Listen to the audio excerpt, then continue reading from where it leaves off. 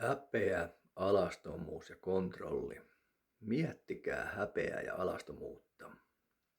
Häpeä on se asia, joka aiheuttaa sulle sen, että sä et tee niitä asioita, joita sun ympäristö ei hyväksy. Ja alastomuus on semmoinen ultimaattinen juttu tässä asiassa, että jos sä pystyt olla alasti kaikkeen nähden, niin silloin sä et koe häpeä ainakaan sun käytöksestä. Ja silloin susta tulee ainakin käytöksen tasolla vapaa. Igor Guvajev puhui tästä, että kristinusko olisi tuonut häpeää tänne meidän kulttuuriin, että ennen sitä ihmiset pystyivät olemaan alastomina aika helposti. Tätä asiaa mä en ole tutkinut sen tarkemmin, mutta mieti sitä, että sä pystyisit mennä alasti tonne kaduille kävelemään, niin kuinka vapaa sä olisit silloin? Kukaan ei voi sua silloin kontrolloida eikä hallita.